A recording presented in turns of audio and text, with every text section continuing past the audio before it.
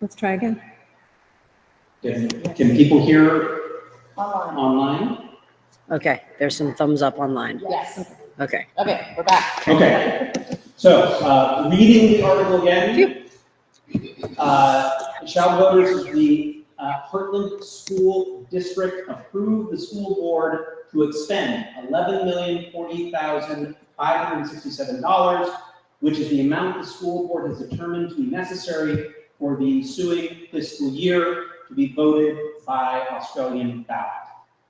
With that, I'm going to turn it over to Nikki to start our presentation. I'm also going to ask for, if there is no objection, to allow the members of the administration who are not residents of the town of Hartland to also address particular items, specifically our superintendent. So if there's no objection, we're going to move forward with that. When we get to the time for questions and statements, we will ask for people to identify themselves, and we're going to ask that only Hartland residents address this particular group. Okay? All right, Nikki. Okay, and I'm going to start by turning it over to Elizabeth, who is the principal of the school. You mean Lindsay? Sorry. Oh my God, I was looking at this way. Lindsay. This is Lindsay Perkins, our principal. Okay. All right, thank you, Nikki. So we'll talk a little bit as we start crafting a budget. Typically, Elaine, if you want to switch mic. Oh, okay. Is that better? Okay. Thank you. Next one, Elena. When we start crafting the budget come the fall, there's a few important things that this evening we wanted to point out that we keep in mind as we think about positions and programs throughout the building. We want to create a staffing program that supports a whole child intellectually, social, emotionally, as well as physically, and doing all of those things while keeping in mind educational quality standards. And tonight you might hear that a couple times. Many people in the education community refer to that as EQS, educational quality standards. So we have all of those things in mind as we craft budgets come the fall and then through the winter. Last year, I wanted to point out we did decrease the budget by 1 FTE. FTE is a full-time educator position, so we did decrease the budget by 1 full-time position last budget cycle. Some of the budget changes that you see in this current budget as it stands is 2 full-time educator teacher positions. And the reason that those are in there is they have been what is using ESSER funds, which schools across the country had gotten as COVID relief funds. We use, as a supervisory union, and Hartland Elementary School use some of those ESSER funds to pay for teachers' salaries. So those teachers are currently working inside the building now as classroom teacher capacities. So those are built within the current budget that will be presented to you next Tuesday. Okay. And Nikki in a moment is going to go through a timeline. Once we rescinded the budget, which Nikki will talk a little bit more about in a few moments, there were some things that were decreased from the budget. So I wanted to outline and highlight a few of them that were decreased. The first was a playground. It is certainly one that is needed, and it is more of a deferment. It will have to, at some point in the future, need upgrading, but we decided at this point in time, given the current budget circumstances throughout the state, that we would hold off on that. 2 full-time educator positions that are currently both unfilled positions that were budgeted for. Furniture for the classrooms, as well as lockers for some of our elementary age students. And at that rescind of the budget, we did end up making a reduction of $500,632 from, and in a moment, Nikki will highlight the outline and the timeline of when that rescind took place. Okay. We're not there yet. We go to the next slide. Okay, so it's kind of hard to see. So I want to highlight the order of events because I think that there's some confusion in the community as to what the order of events were. Just so everybody understands how the budget process works, we begin drafting the budget in October, and we look to see what the school needs. We ask the administration what their concerns are. We try to figure out what the concerns of the community are, and we try to craft a reasonable budget. The board did that, and we approved, well, we got numbers from the state on how our budget would impact taxes, and that happened in January. And so we approved the budget that was originally 11,500,000 roughly. The state then changed the rules. So we put that budget, we put it out to print, we got the ballots printed. Those were the ballots that were originally voted on town meeting day. But the state changed the tax formula from the time that we approved the budget. So we decided to go back as a board because we did not think that that scenario was appropriate for our community. So we had our informational meeting prior to town meeting, and at that meeting, the board decided to rescind the budget. There's some rumors out there that people voted on the budget, the school budget, on town meeting day. They did not. That budget was never counted, and the board had rescinded the budget prior to that town meeting. But the ballots had already been printed and were not marked up to highlight that. So the board rescinded the budget prior to town meeting, and then subsequently approved a new budget minus the 500,000 in the reductions that we just talked about. That was in April. About a month ago, we all voted, I guess it was the first week of April, we all voted on that new proposed budget, and it was a successful vote. Then there was a petition filed within 30 days of that vote to have a revote of that vote. So we are now here in May having a revote of the vote that we had in April. The rules around the revote is that it is exactly a revote of what was put forth in April. We were not allowed to change it. We have to vote on the exact same thing. Next slide. So now we're going to get into the budget itself. Hartland operates a K-8 school, and there are a lot of factors in a K-8 school that are out of the board's control. We cannot control the finances of those. The first one is tuition, and we have an increase of $400,000 in our high school tuition. And Lindsay, did you have the numbers of kids from last year's tuition? Yes. Okay. Yeah. So, okay, so part of this increase is that we're seeing, we have 7 more students attending high school. So our high school tuition costs went up by 13%. That was the average increase for each of the schools that we send our students to. And then on top of that, we're sending 7 more kids to high school than we did in this current fiscal year. And each high school student is roughly like 23 to 27. Yeah, so each high school student costs between $23,000 and $27,000. So you can see if we have 7 more students, that's going to drive the cost up. If we had 7 less students, that would drive the tuition cost down. But that's not something that the board can control. It is literally based on the number of students that we have and which high school they pick. So, and then what the high schools charge us for tuition. So the next thing that is also not very well in our control is benefits. There was a 16.4% increase in health insurance that was negotiated at the state level. So we also have to put that cost in our budget. Again, something that we do not have control of. So that was another just under $180,000. Another point that we don't have control over is the SU assessments. The largest part of our SU assessment is our special education costs. And special education is one, it's required to be at the SU level. There's a state law that says that it has to be at the SU level.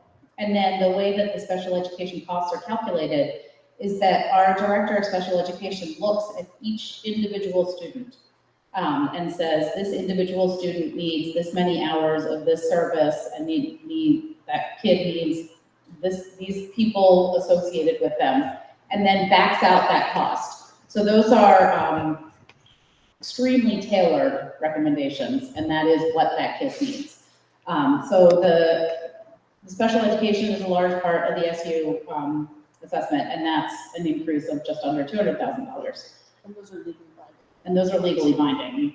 You can't do anything about that. So, and then here's the rest of the costs that go into the supervisory union. Supervisory union covers special education, food services, administration and operations. They run projectors to meetings when we don't have projectors. And then the early childhood program. So next slide. So this is a kind of a pie chart of where the SU costs lie within our Hartland budget. It's roughly a quarter of our budget. And you can see the purple is our special education costs, which is the bulk of the SU portion of our budget.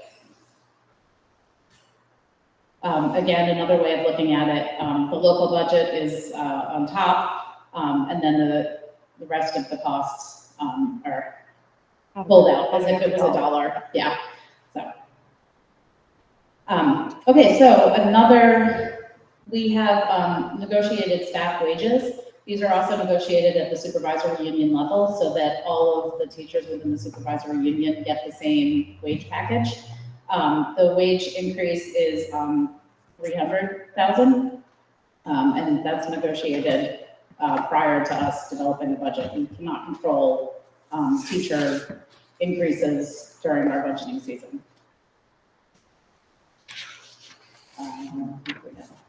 Okay, total budget. So all of those things combined, we have an increase of $1,050,000. And do we keep the, I don't know. Yeah, so if we go to the next slide, you'll see that the increase in costs that I just highlighted that are not within the board's control was $1,070,000. And we managed to even, through our cuts, cut into that a little bit so that we got the total increase down to $1,050,000. But this is just to highlight the challenges that we have when we're trying to prepare our budget. Within the school, the things that we have control of in the school building is maintenance, and then upkeep of facilities, and the number of staff that we have in the building. Those are the only levers that the board really has control over. And you'll see where that comes into play. Keep going. So this is the entire school budget. And you can see, maybe don't look at the percent differences, because the percent differences can highlight some pretty big numbers. For example, capital equipment went down by 100%. So the biggest portions of our budget is wages. So those are the staff in the building. Benefits is another huge part, and that's healthcare and vacation, those, paid leave, those type of benefits. And then our tuition is another enormous part of our budget. And then the SU assessment. Those are the big drivers of our budget. So we'll keep going. Okay, so staffing. There were some comments that I've read recently that the school didn't prepare for the loss of COVID teachers, the COVID funding. And that's just not true. We decreased a teacher during this year so that in preparation for losing two teachers that were paid out of COVID funding. So this current year, we are down one teacher from where we were last year, and then we're proposing to lose another teacher for next year. So those are the two, so we gained 2 teachers through COVID funding, and we are now decreasing 2 teachers through COVID funding. The unfortunate thing that is a place that we don't feel like we can cut is that we also lost title funding, which is funding for, it's poverty-based funding. When the state switched to universal meals, the way we account for poverty in schools changed. And that meant that we look like we have less poverty than we did last year, which means that we lost an entire position of funding just because of that switch. The population of the school didn't change. The kids are still the same kids with the same level of poverty, but the way that it was calculated has changed, and we've now lost that position. We felt that it would be a detriment to our kids to pull another position out of the school budget. Okay, so this is where we get to the projected tax rates. One of the things that I want to highlight, because I think this is another misconception, the school budget is only going up by 10%. Now that's a lot, and I don't disagree with that. At the time that we proposed this budget, the average school budget increase was 18%. So schools all over the state are dealing with this just huge pressure and out of control costs that are not something that the schools can really rein in. And healthcare is one of them, wages is another one. And we're all feeling that in our daily lives as well. Everything has gotten more expensive, and that's no different for the schools. So the school budget has gone up by 10%, but that's caused a 27.7% increase in taxes. And that is the way that the state calculates our tax rate. The state, we vote on taxes locally, we vote on the school budget. So we decide how much money the school needs to operate in our community. And then that goes into an enormous statewide formula, and we fund our schools statewide. So the taxes collected in Hartland are not going to fund Hartland schools. The taxes collected in Hartland are going into the pool that funds all of the schools throughout the state. And that's where you see the mismatch. That's one of the ways you see the mismatch between our 10% budget increase and then a 27% tax increase. The other reason that we're seeing such a mismatch in that, those differences is that our property values have gone up substantially since we were appraised in 2019. So if our school budget is calculated based on what we have proposed as a budget, our tax rate gets calculated. And then because our property values have gone up, that tax rate gets multiplied by 1.44. So it goes up by another 44%. And that's to account for the value, our property value increase in town. And the school we can't control that. We can't cut enough to offset that.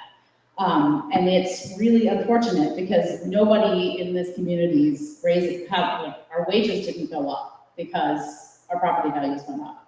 But it's something that if we want to have a functional school, we have to do something. And so this is where I'm up here presenting. So if we were to look at the tax rate before that common level of appraisal, which is that statewide assessment, property value assessment, our tax rate actually would have decreased slightly. But when we add in the amount that our taxes go up because of our property value increase, it adds another 72 cents to our tax rate, which is what is causing the bulk of that huge increase. And then this shows a graph of our tax rate throughout the years. You can see 2020, our housing value was actually overvalued. So we got an 11-cent discount because our properties were worth more than the state said they were. In 2021, we were dead on. In 2022, we were dead on. In 2023 and 24, we started to get off where our property values were a little higher, so we started to get taxed a little extra. So in 23, we got taxed an extra 17 cents per $100 house value, and then 24, we got taxed an extra 34%. Now we're facing 2025, and we're going to get taxed an extra 72%, or 72 cents, because our property values have increased that dramatically. And this is the crux of the tax budget this year. It's less.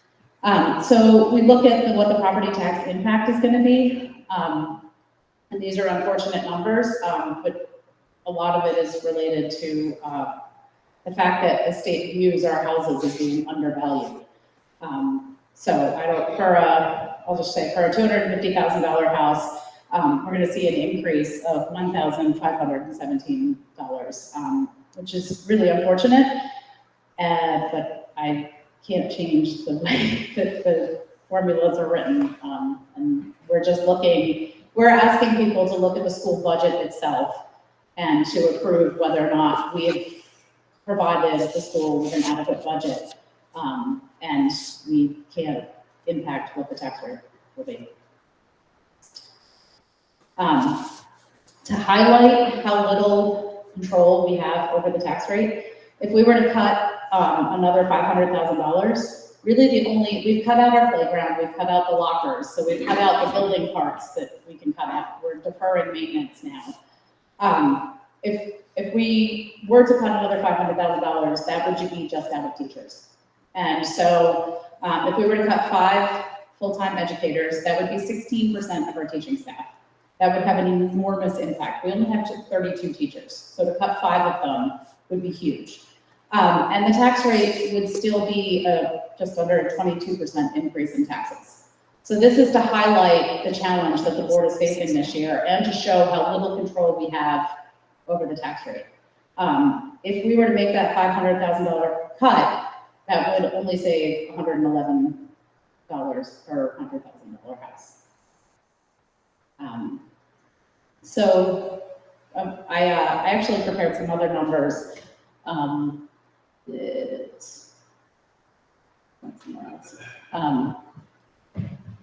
So I ran some other numbers. One of which was if we were to aim for a tax increase that matched the school's budget increase.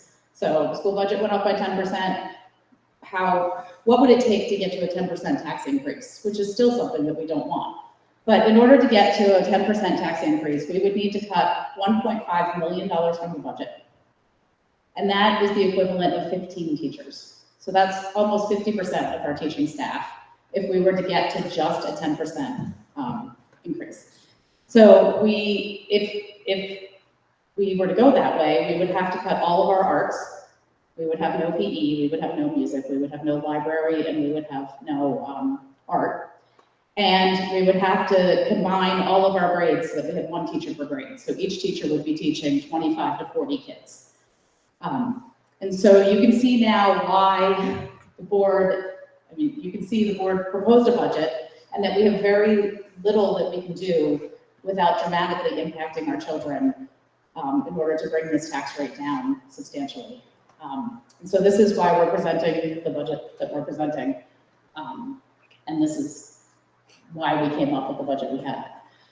So in summary, the school budget does decrease slightly until the CLA is applied. And that goes to show that what we're doing isn't any different from what we've done in previous years. We're just trying to maintain the programs that we have and put forth a responsible budget. We cut the 2 teachers that we gained from ESSER funding, and we're just trying to keep it level for the kids. The current tax rate is estimated to be $2.32, which to me is unheard of. I agree, this is not the tax rate that I ever wanted to see. When I first joined on the board, we tried to get the tax rate less than 10 cents, like the tax impact to be less than 10 cents. This is something that is beyond anything that I've ever experienced. And we just went through the example of if we were to cut another $500,000, we would still be seeing a 22% increase in taxes. And it would have really dramatic and I would say devastating impacts to our school population. So we're encouraging people to support the budget. And that's. So I think at this point, I'll turn it over to Matt to moderate questions. Actually, I did want to present, Elizabeth, can I see your numbers, or do you want to? I texted them to you. Oh, okay. I did not have them, although we were here. We didn't get them. Okay. Your head. So Elizabeth and John, our representatives in the House, are both here as well because they know the challenges that we're facing, because they faced massive challenges in the House trying to figure out what to do with this statewide situation, because it's not just Hartland that's in this boat. So there are changes to the income sensitivity because this tax rate increase is going to impact people, and people that are on fixed budgets are going to have a tough time with this tax increase, and I don't disagree with that. This is really hard. 66% of Hartland gets a reduction in their taxes.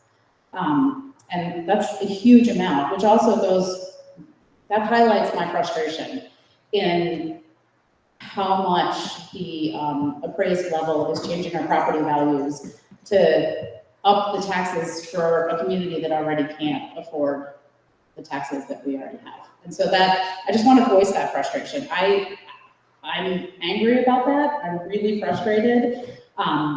But we do have income sensitivity at the state level. Currently, 66% of Hartland qualifies for income sensitivity. I imagine that percentage will stay the same coming into this next budget year.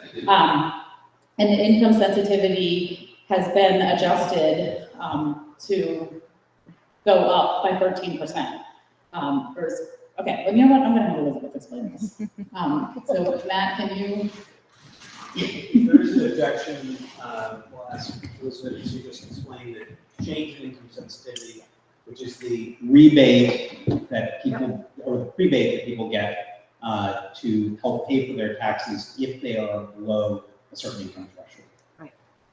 So again, I think I just turned it on. Or did I turn it off? Oh no. No. Oh, you're red. Yeah, you're there. Hello? Okay, thank you. Okay, so normally, hi. Normally, income sensitivity comes in the form of a tax rebate. And normally, it functions as a rebate that you get the year after you've been assessed. What both the House and Senate, after struggling quite a bit over this, they made a change, a 1-year adjustment. And the 1-year adjustment is a buy down of 13%, which is equal to the state's increase. So one-time buy down, and also they're having it applied to this year's taxes. So that provides substantial relief. I can tell you if you want how they came up with that money, but the bottom line is that they are providing a 13% increase. A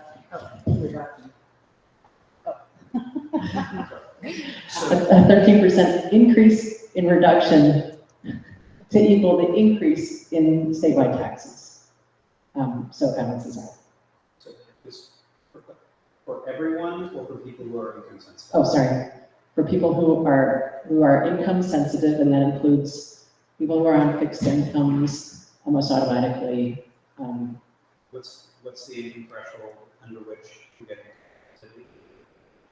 I don't know, John, do you know what it is? I get it. I don't know. Well, it's what it is I believe if your income is lower than the value. No, I don't know. Clearly, I don't know what it is. I tried to find it. There is a specific income threshold under which your property tax liability for schools will not exceed a certain percentage.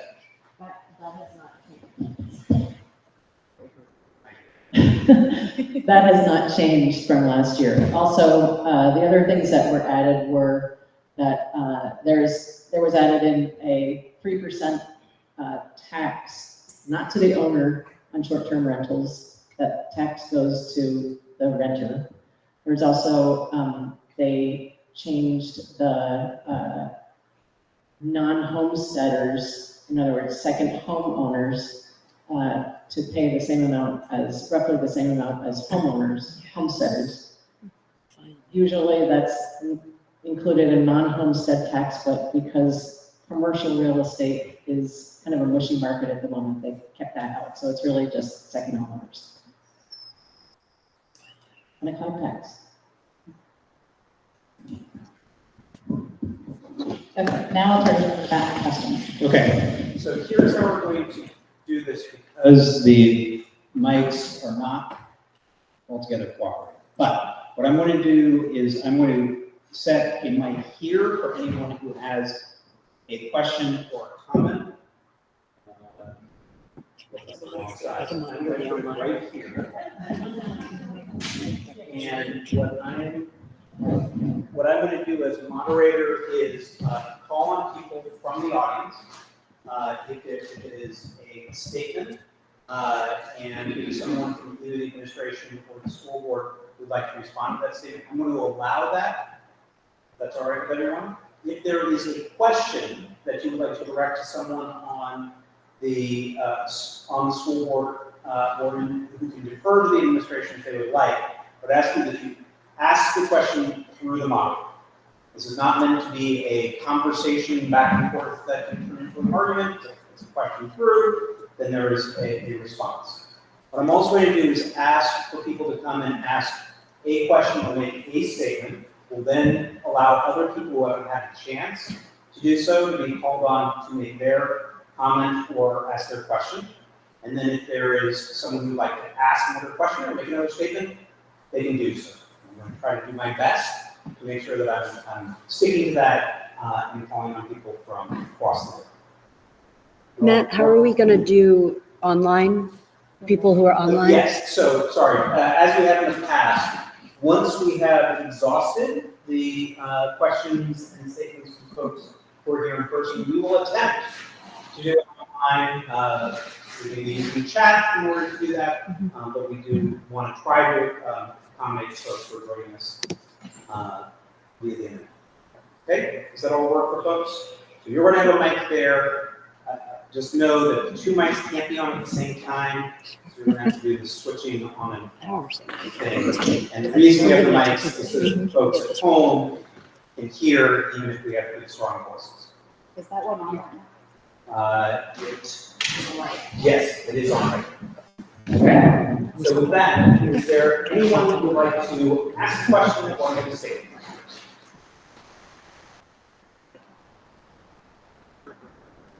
You want to ask a question? Okay. So just while this is fresh in people's mind, the answer to the question about the income threshold for property tax liability is that for 2023, it's a maximum household income of $128,000, and those forms can be found online. It's an HS 122 and HS 144 forms, and they can be filed up to October 15th, 2024, with some potential penalty imposed by the town after April 15th, but there is still time to file those. So and again, that's the income threshold for a household under which you will get a property tax reduction on the taxes on your house and 2 acres, I believe is the homestead. Land beyond that is subject to regular tax. For individuals on house and 2 acres, there is a property tax decrease based on your income under 106,000. 128,000. Okay. Yes. Otherwise known as the homestead declaration. Yes. Yes. Yeah. You declare in order to get, everyone has to do a declaration whether they get it. Right, but on your taxes, like most people. Okay, so questions or statements? I've got a question. Matt. Sure. Am I ask? Thanks, sir. You bet. Randy Shamrock. So I live next to the elementary school, many of you probably are aware. Several times a week, I'll drive by. Today, for example, I drove by, there would seem to be a K-2 gym class out on the baseball field. There was 9 kids and 5 educators out on the field. Unless, that seems to me like an overabundance of staffing for 9 members. So we are asking for the budget to get looked at, and possibly it's not a teacher, a full-time certified teacher position, but possibly it's some of these aides, because if I'm not mistaken, on the Hartland staff list, there's 87 staff members on the staff. There's 77 on the faculty list. Right? 70, okay, so 77, okay, sorry, 77. So I guess my question to the board and the school is, are there no positions, assistant positions, that can be cut to lower the cost? In my email, I've got over 900 residents in town, many along this strip, that simply are going to have to sell their homes. I had an old man talking to me yesterday that's lived in this town. His family has lived in this town since the founding of this town. And he has to sell his property. His wife just passed away. He's on a fixed income. He's done. He told me yesterday, Randy, if I have to pay $200 more a month in taxes for school budget, I gotta either sell the house or not eat that month. And I hear a lot of stories of that from a lot of people in town. You know, not everybody in town has their homes in current use and are paying a very much reduced tax rate. So possibly, as a town, we should look at those people with multi-million-dollar properties in town that are paying a fraction of what us blue-collar people are paying. Because we are footing the bill for all of the people that are getting kickbacks from the state. And it's the state, it's our representatives need to go and they need to fight, you know? That's where it starts. So I guess that's all I have to say. Randy, there was a statement, but there was also a question. I just want to make sure. So the question was about The statement, yes, Other the statement and staff- questions. Are there any other staff member positions that are not needed, critical positions that could be cut?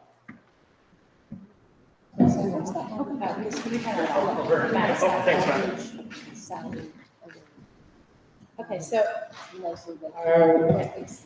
I want to, Randy had raised this in an email or during a school board meeting previously. So the Hartland website does list every single adult that is in our building.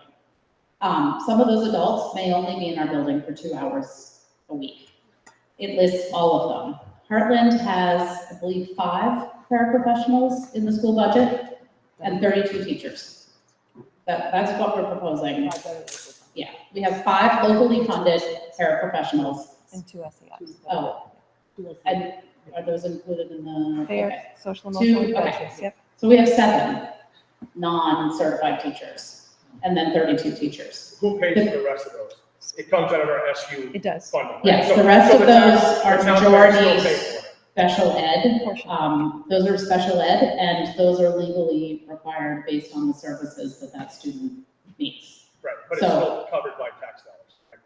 Just to clear. It is covered by tax dollars, In the yes. SU assessment. Right. In the SU assessment, the Hartland School Board has no control over that, and the supervisory union voted to have those services. But the thing is that we violate state law if we do not provide those services. So that is something that we don't have a lot of control of. Our goal is to not violate state law.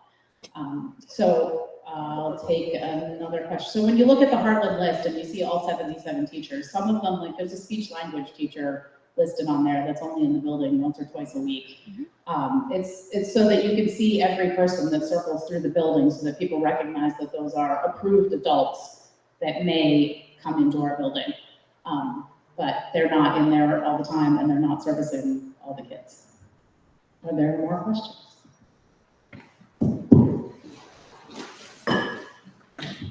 Thank you. Sarah Taylor. As a former school board member, I know how agonizing this has been for all of you, and it's just, it's just unimaginable that we would see an increase like this. No one wants it. The CLA penalty is the problem here. I mean, I think that's extremely clear. And so if the budget is voted down, that doesn't do anything to affect the CLA penalty. The penalty still stands. So if the budget is voted down on Tuesday, the board legally goes to a budget that is 87% of. Not Okay, yet. so let me rephrase that. What happens if the budget is voted down next Tuesday? Okay. So if the budget is voted down next Tuesday, the board has until July 1st to present budgets. Every 7 days. Every 7 days. We no longer have to warn every 30. I don't know if I can do informational sessions every week, but I will try my best. And we will continue to vote every 7 days until we get a budget. After July 1st, if we still don't have a budget, the school, the town gets taxed at the state. If we pull up the graph that has the color bars on it. Okay. So every person owes that dollar, regardless of the blue dollar. Every person owes that blue dollar to the state, regardless of, like, that's just what the state is collecting for everyone. Yeah, regardless of the budget. As you can see, and this is true for every school in the state, that $1 does not educate the kids. I don't know of any district that is able to educate kids for that cost. So what happens on July 1st is that the state will say, okay, Hartland, we're gonna tax you at that dollar multiplied by that adjustment for our property values. So it'll actually be $1.44. And so we will get taxed at $1.44. The school can't operate on that dollar. And so we will need to borrow money. We are allowed to borrow 87% of the school budget. So starting on July 1st, in order to make payroll, in order to continue to educate our kids as they show up in September, we will be borrowing money, which definitely doesn't have a value added. And we will be using borrowed money to educate our kids, and we will continue, probably every 7 days, to vote on the budget until we have a budget passed. And you would be charged interest. And we would be charged interest. Once that budget gets passed, then the state would recalculate the tax rate, and then everybody would be taxed at that new rate, which would include the interest from the money that we borrow.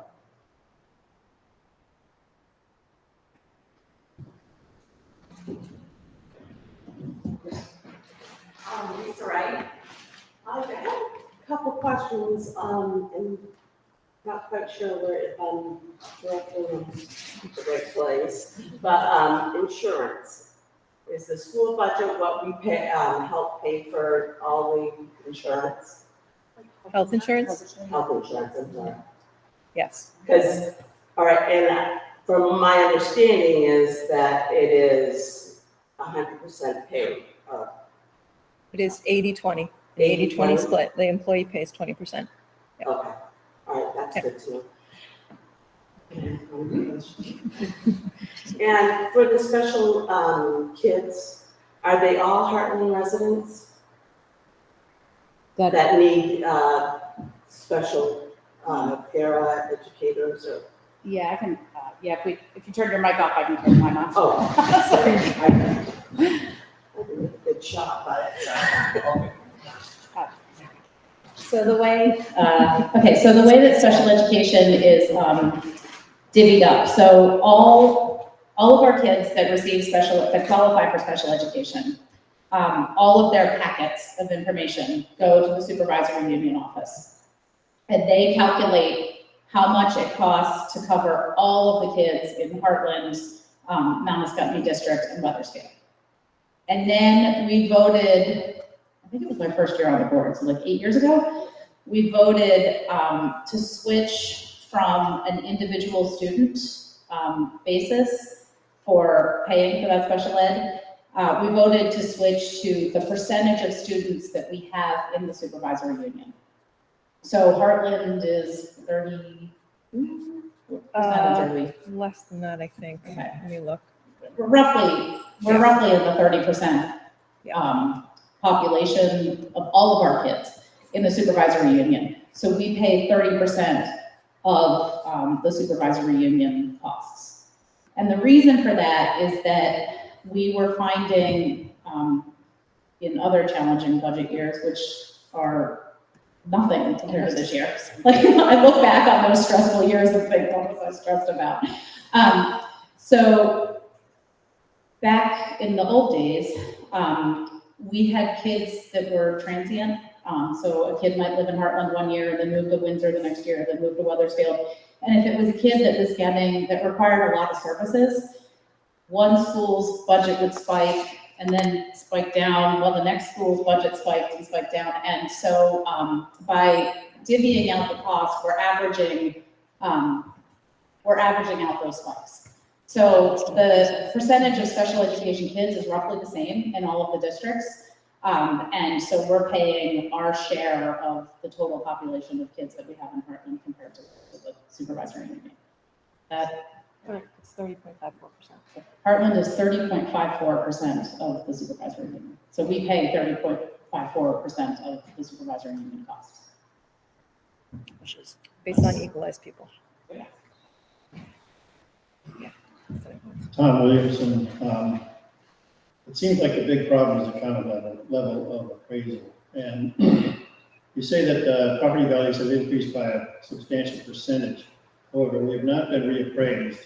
So I'm curious to know, and maybe our representatives can address this, where that particular figure comes from. Is that just a wild ass guess, or is there actual documentation to reflect that? I think I can handle this, but you guys can pop in if you know more. So I actually, when the common level of appraisal, when that first came in and we saw how bad it was, I immediately went to our lister's office and said, holy cow, is this real? So our listers got together, our Hartland town listers got together, and they did a bunch of research.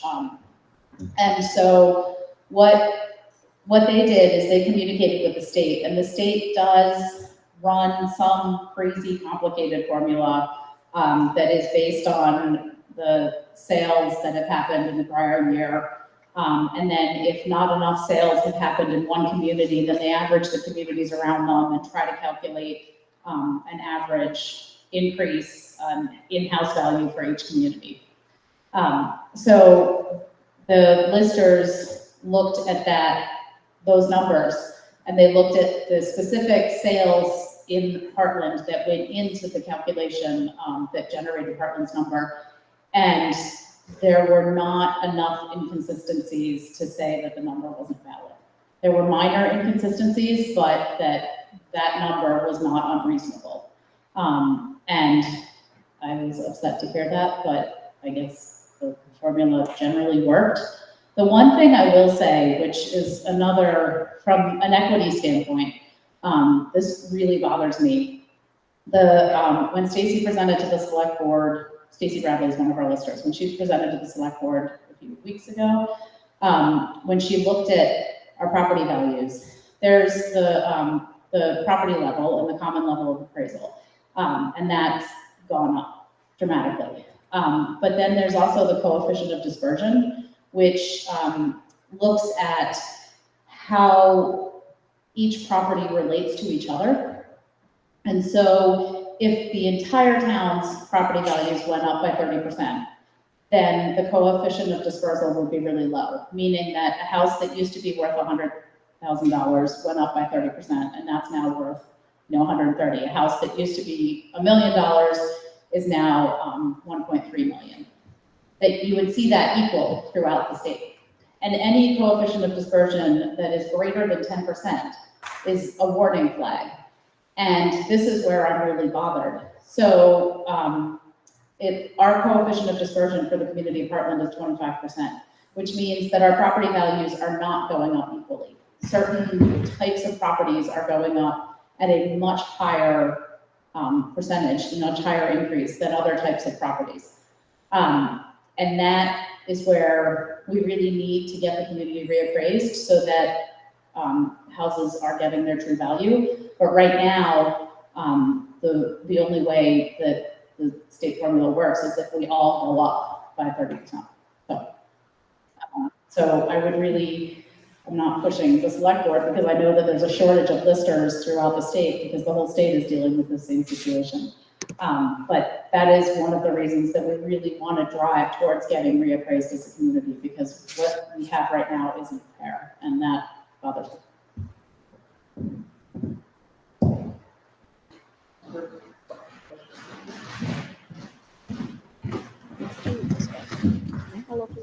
Yeah, I'm Dave Walker. I live right down here by the school.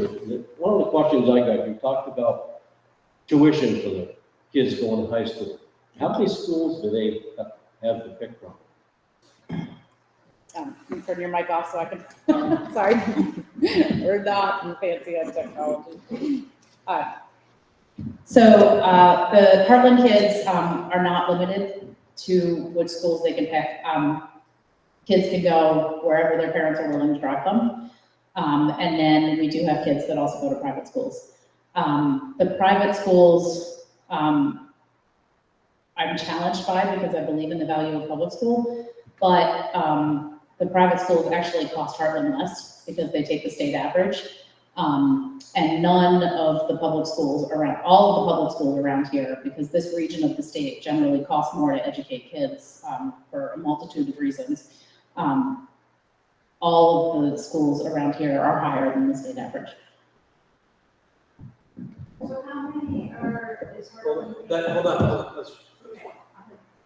So what I'm gathering is that if the tuition is more in Hartford, Hartland pays the whole thing, Yes. you don't take an average. No. Why don't we take an average? We're not allowed to legally, Yeah, you should. state law. And it comes out of the parents' pockets if they want to go anywhere else. It's That's, state it's law. a state law. It's not ours. I mean, when I was in high school, when I went to high school, I had Windsor, Woodstock, or Hartford, and that was it. That's the way it should be now. I think you did actually have choice for all of them. It would have been willing, where your parents were willing to drive.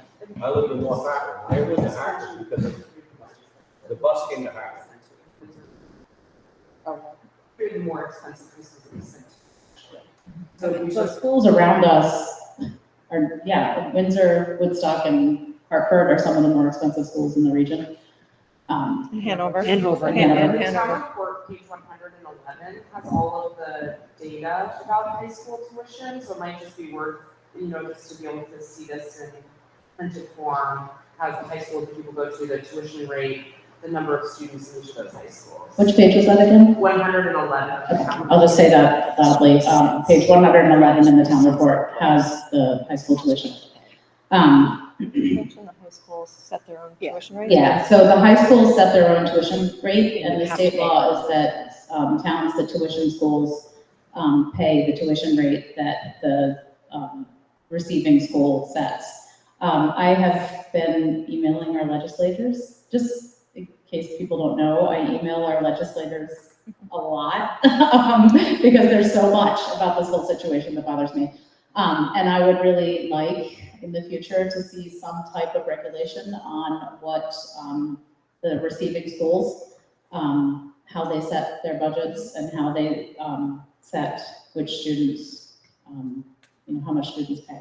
Another thing that also really bothers me about the receiving schools is that some of the receiving schools do not charge for special education, and some of the receiving schools charge an enormous amount just for a kid to walk in the door.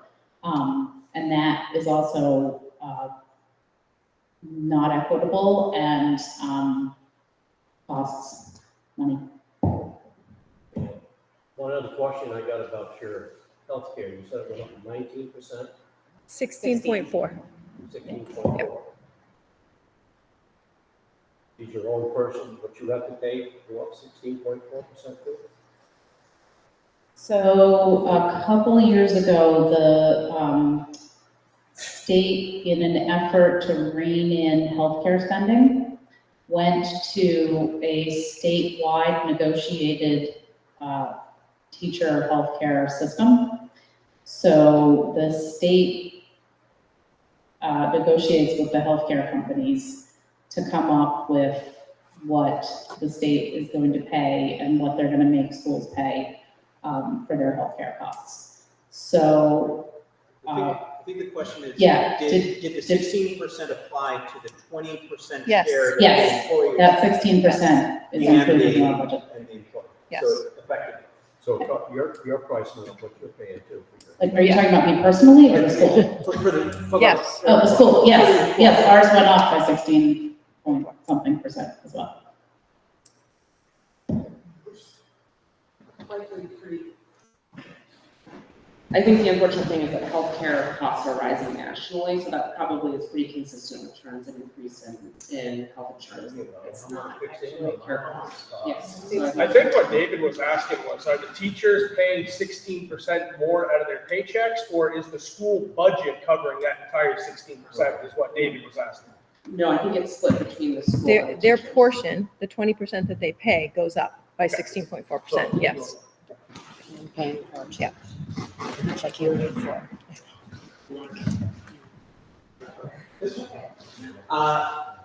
Other questions or statements? Yes, sir.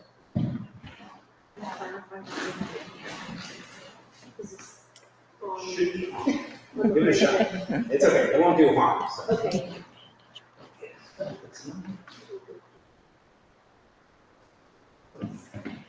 Marion Comstock.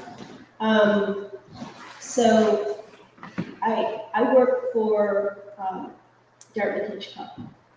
And you would think if you worked for a hospital, you'd get really good health care and health insurance. And that went up enormously. I don't have the figures, but I can tell you it went up a lot. And my salary is going up 2% this year.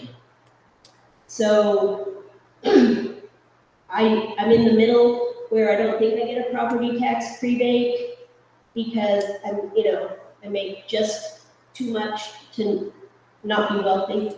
And I just don't see how Hartland or any of the towns similar to us can keep surviving at these crazy rates that we just can't keep up with. And, the gentleman that's gonna move out of town that probably, his family helped settle Hartland, who knows? But a lot of us have lived here most of our lives. And we talked about this, maybe we're just preaching to the choir at the school board meetings and we need to be driving to Montpelier. And I'm trying to find out who do we talk to there to try and make change. You're looking at them. They're right here in front of you. Because, something has to give, and if it's this common level of appraisal that I will never understand, if I live 60 more years, I won't get it, but, I just feel bad for the people that have been here for generations that are thinking that they have to go somewhere else, because then we will have no community for a school to We're be not going to supported get by. by if we don't have a school. So I do have a couple ideas. As part of the bill that the legislature passed, what is that? Is that even signed into law yet? Is it official? No. No. So the governor didn't veto it, didn't he? I think You probably will. Okay, so the governor will probably veto the law. And I don't know why. But it's a must-do, so it will have to be overridden. Yeah, so it will probably get overridden. And this is another challenge that we're facing, but I'm not gonna go there right now. So the law that is going to get vetoed by the governor that will hopefully be overridden, has in it a commission that's gonna be pulled together, that's gonna look at, I hope, holistically at the entire state, because this is not Hartland, this is the entire state. And so this commission is gonna look at, why we're where we are and how we can get ourselves out of this situation. But I don't think that that's gonna solve our problem for next year. Probably won't solve our problem for the year after. Hopefully, at some point, some more holistic, solutions will start to take shape. And then on another front, I think, this is my personal opinion, I think one of our biggest issues is housing. We don't have enough affordable housing, in our communities, and there's a lot of housing that's been purchased for renter and second home. And I think that that is one of the biggest challenges that our state is facing, and that is my personal opinion, so that is not the board's opinion. But I just feel like that's something that we really all need to rise to the challenge of also facing that struggle.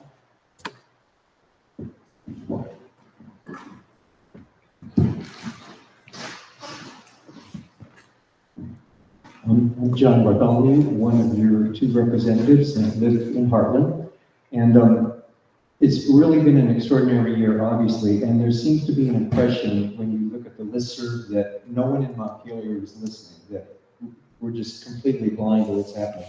I can assure you that absolutely is not the case. Representative Burrows and I probably had dozens of conversations every single day. In a normal week, we would have caucuses to discuss issues when we're not in session. Normally, we might have 1 or 2 a week. This year, we're having 3 and 4.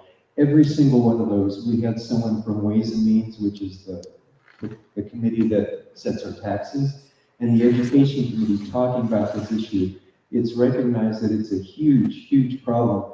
And Nikki mentioned this commission. We're only in session for about 4.5 months, and it doesn't make sense for us to just come up with a new plan to reinvent education in Vermont, because we probably get it wrong and find some unanticipated consequences, which is why, and a pretty clear message from the school board and the supervisory union, don't do that.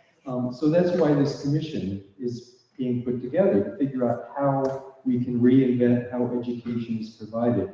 And additionally, we're looking at how schools are funded, because obviously property taxes present a problem.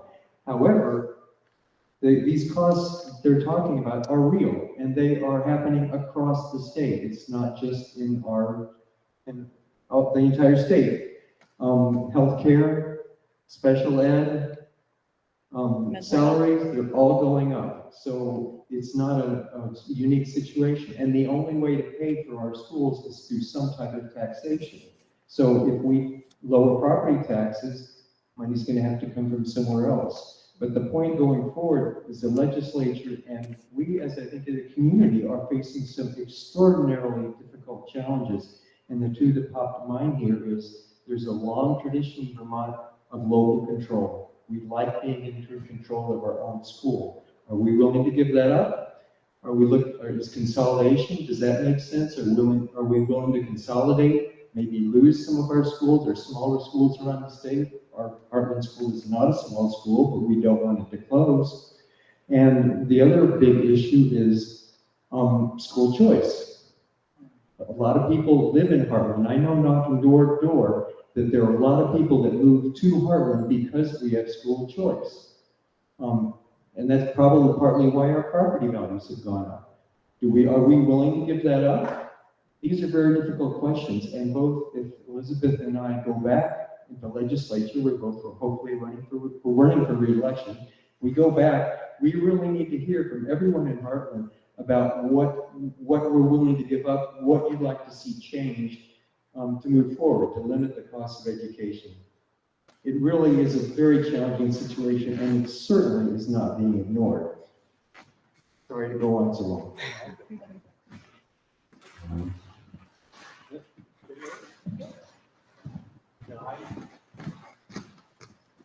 I know back in '69, when I went to high school, like I said, there was only 3 schools you could choose from. And I don't know why it's any different now. There's no reason for kids to Hartland to go to Hanover or any of the other schools. There's 3 schools right there.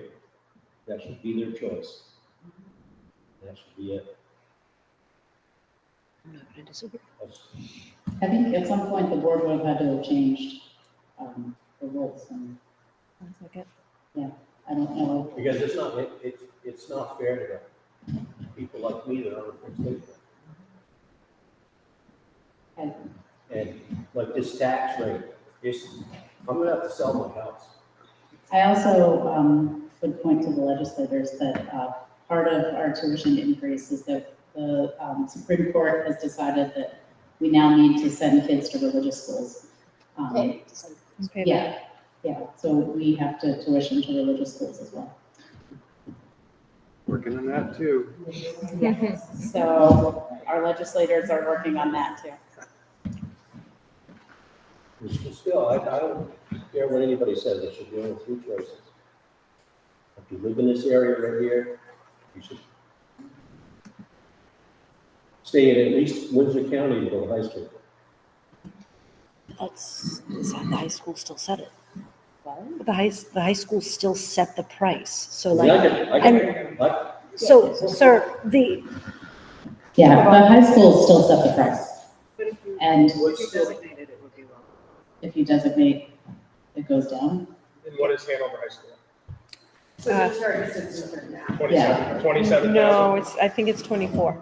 23, 20. Windsor's 15. No. So if we were 21, to, let's say, for 21. example, eliminate Hanover as a choice, we would have last year. 24. You're on, you're good. I'm on. Not now. Now I'm on. Okay. So if we had eliminated Hanover last year, we would have saved $22,000.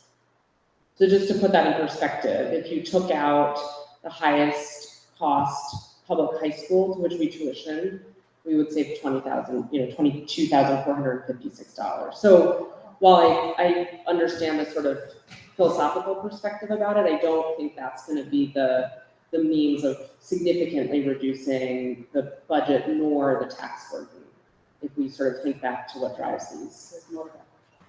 I know I mentioned before that there are some schools that bill back for special education and some schools that don't.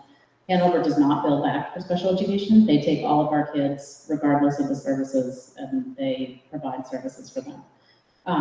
Other schools that I won't name in our nearby area bill a lot just to service a kid with an IEP.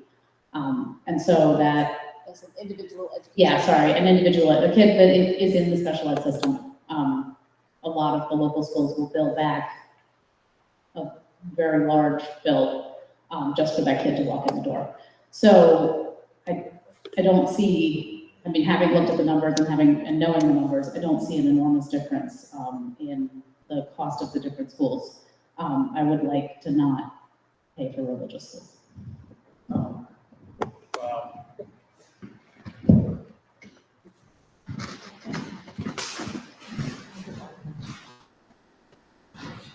Wow. Bill Donahue. Just to bring things back to where we started here. I support the budget. I think you guys have done a great job.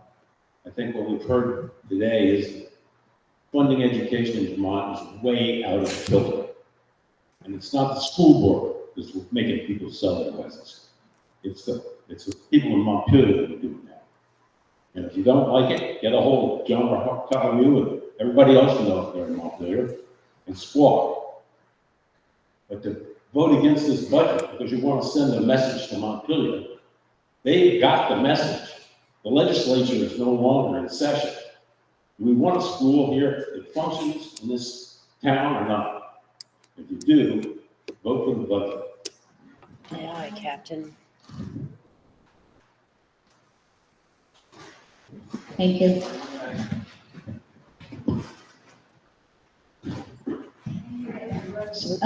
I'd like to thank the school board very much.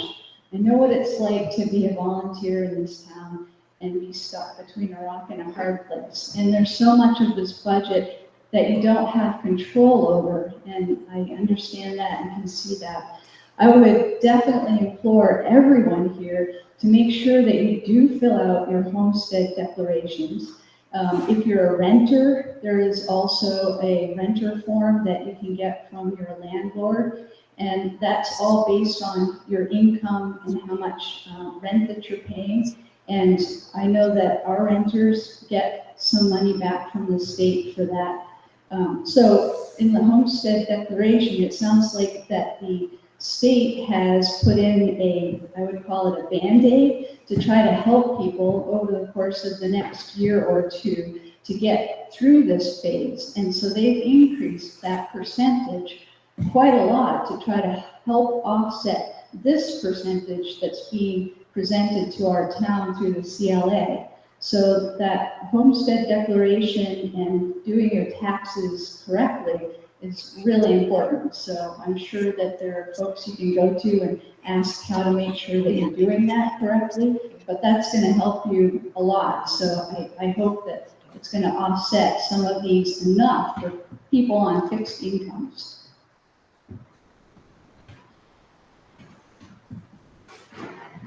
Anyone who hasn't spoken yet? Michelle, I have a question. Is there any way that you can give an idea of just how freaking crazy it's going to be if you have to pay interest on money that's being loaned to you while you're trying to get a budget? And how will that compare to if you paid what you, where do you think that could go? Because I would think if it's not only going to be horrifying for you, it could end up costing more. It's going to cost more. That causes me to lose sleep at night. Okay. I don't want to say this, but I'm going to. We are living day to day right now. The legislature, like we don't even have a bill yet. So we're trying to keep up with things. We have not figured out what the interest rate is. So we have run the numbers of how we would borrow and what we would get on a different pay cycle, so that we could start to estimate how much we need to borrow, but we don't know what the interest rate is, so we haven't been able to plug that in. But I think people saw what kind of cuts we can make, and I don't think if we have to pay any interest rate on the amount of money that we have to borrow, we're probably going to end up offsetting any cut we make by having to pay an interest rate.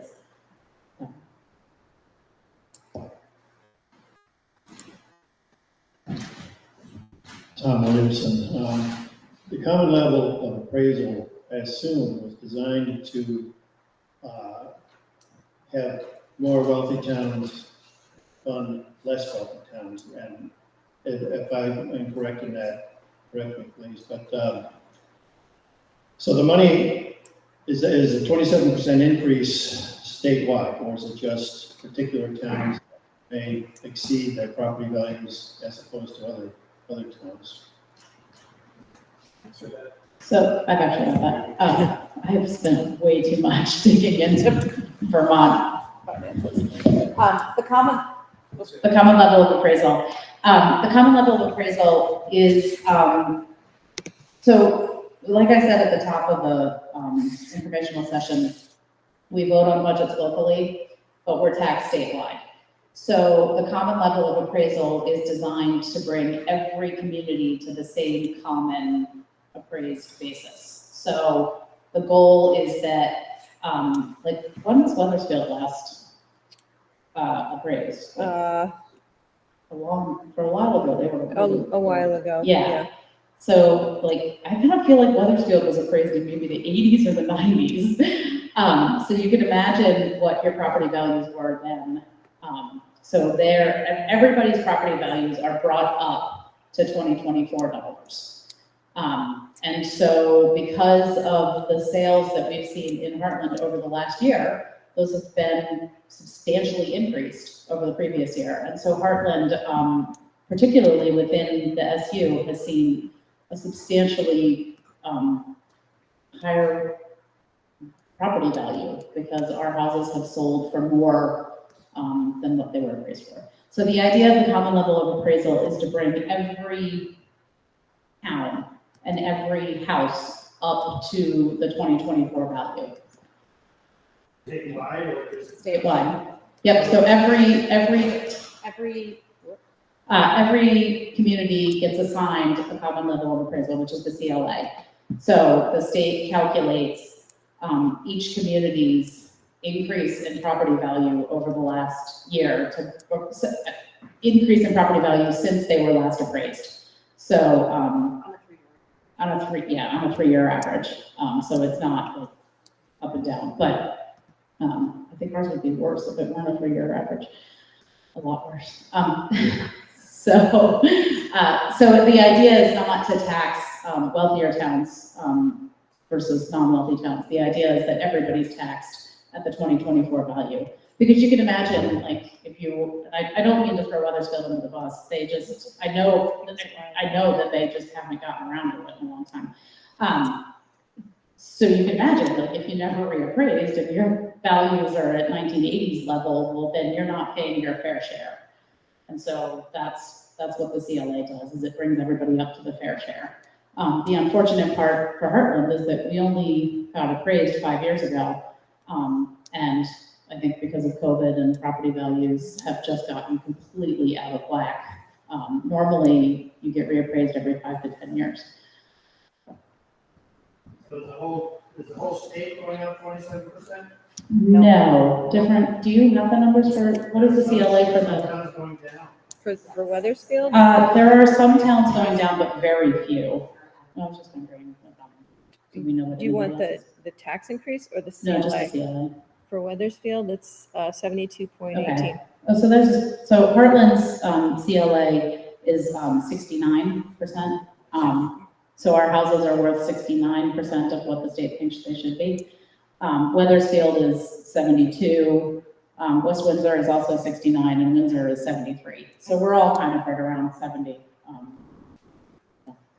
It can work in both directions. So if an industry goes down in a community and suddenly their property values go down, this has happened historically, then their common level of appraisal will actually be much higher and they'll get a discount because it wouldn't be fair to tax them if the ski area was open at those property values, right? And so it's meant to equalize across the board, not hit one kind of number. And you can actually see on the graph, we got a discount in we got 11 cents off in 2020. And we got a penny off in 2021 and 2022. So.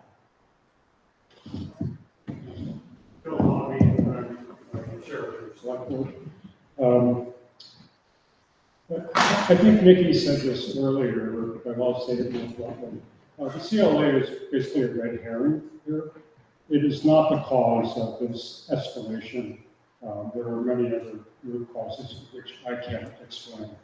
The one piece that does bother me is the coefficient of dispersion, which is 26 or 27% within our town, which means your property and my property should be valued at the same, but it's not at this point. So there's some inequity there that we need to get straightened out.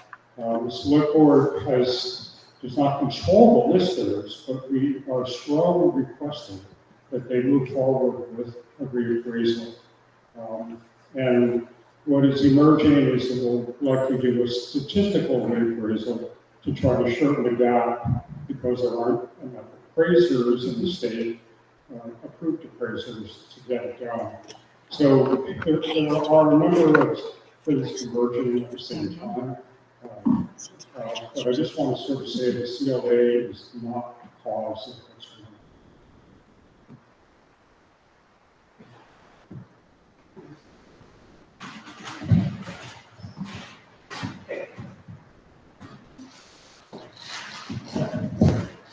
Do we want online questions yet? Online questions yet? If anyone has it. You said we could cost. Oh, okay. So we're basically assessed at 70% right now. What's it going to go up to? Do you know? Is it going to go up to 100%. 100%? And that's. So my taxes are gonna go, go Well, up a lot more. that's the number you see. That's the 72. That's what's included in the school budget. So that's why.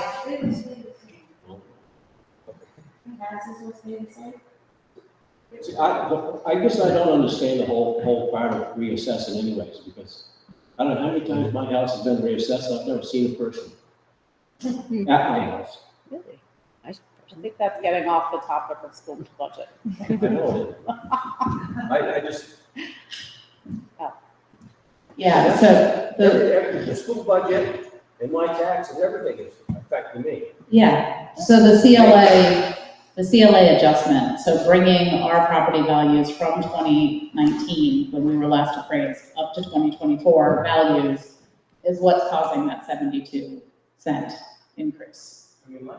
That is not the school budget that's causing that increase. It's because Vermont funds schools. We vote on schools locally. So you guys are voting on our $11 million budget. And then we pay for our $11 million budget with funding from everyone else. So our money is going to other schools, their money is coming to ours. It's the state pays for all the schools, but we vote on the budget here.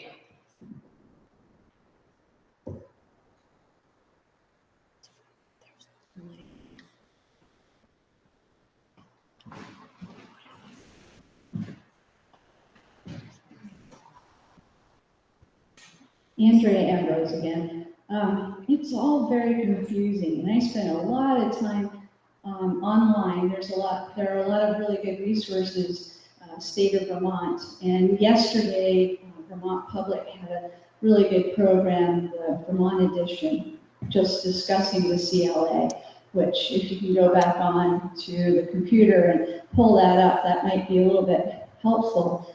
But again, I'd like to say that what the school board, I think, is trying to say is that whatever we want to call it, what Phil stated versus CLA, a lot of it's out of their control. And I know that the school board that we elect, they're volunteers, and they're spending a lot of their personal time, and I really respect that a lot. And I respect all of the hard work that you have done for all of us. I definitely feel badly for folks who are on a fixed income, and it's really tough, for sure. But I hope that the state has at least applied a Band-Aid to help get us through this and come up with a better solution that's going to work in the future. And thank you very much, school board, for all of your time and efforts that you take away from your families and do for us as a community. You're welcome. Thank you, Andrew. We all appreciate those words. We are volunteers, and this has been an enormous amount of time invested, for sure. Don't see any other statements or questions in the room. We'll come back. Are there any online questions?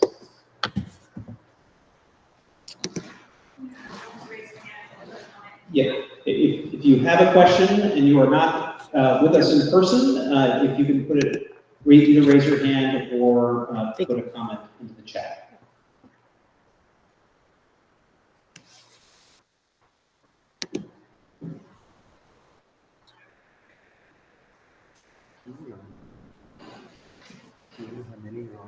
Yes. There are 40. Well, technically 36. Because we're on.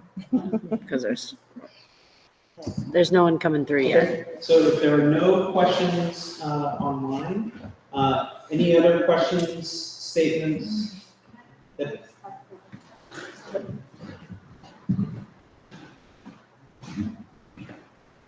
Ariel, so Andrea mentioned that the state created a Band-Aid, and I've heard that before, but I can't remember what the Band-Aid is. So I think we need a little ameliorating reinforcement there, if someone could repeat what the Band-Aid Do you want to try it?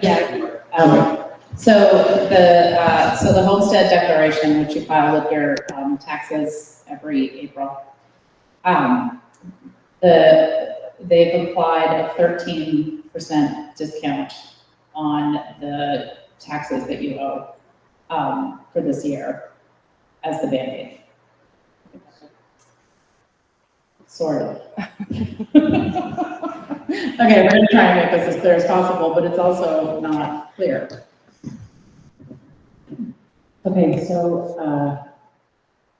for income sensitivity comes in the form of a discount on your taxes. The state has raised that discount by 13%, which is equal to the amount of the state tax. So the idea is obviously to balance out the amount of the state tax, and I'm grateful for the chance to have the microphone one more time because I totally forgot to add that they also did that for renters who are income sensitive. Matt, you've got one comment and a hand raised. It's a question, however, that I don't. So Kurt Peterson asked for someone who had made a statement to clarify things. Was it audience? Okay. That's not usually how this goes, right? If there's a question on anything that the school board or administration has questions about, you can ask that or a statement that way. We're trying not to get audience. Yes. Okay. Unmute and ask them for the microphone back to the. Okay. Let me, hold on one second. Okay, Helen, I think was the first one. Do I have to unmute her? No, she can unmute herself. Okay. Helen, can you unmute yourself? There we go. Yeah, I just want to make a comment that it appears that there are more. Do you have your volume up? Can you hear me? Nope, now we can. Go ahead. Okay, it appears that there are more families with young children coming to the area. And I know that's what we want. We want young families with children. And if we don't have a school system, a good school system, they're going to leave because that's what they want for their kids. They want a good school system, and the way it is now, it's working well. So I think we need to keep it that way. We need to pass the budget and continue a good school system for all the kids, the new children that are coming here. Okay, thank you. And who's that for the record? Helen Esmond. Helen Esmond. Helen Esmond, okay. Any other comments from folks online?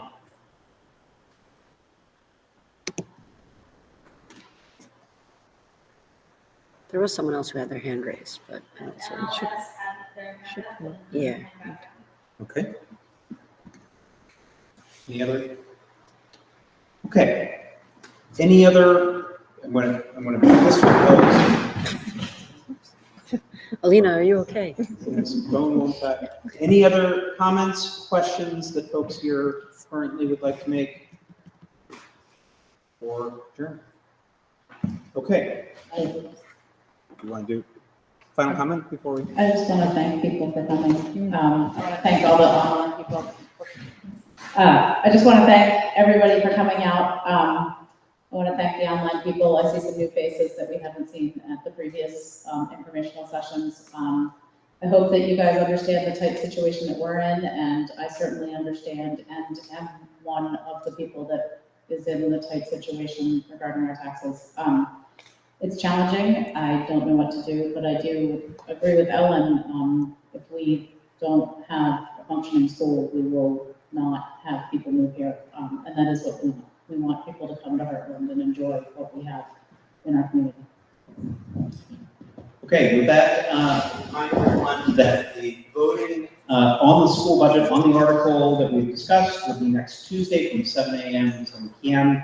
You can vote early, as is the case with all elections, and I want to thank everyone for coming out, and I'll call this meeting adjourned.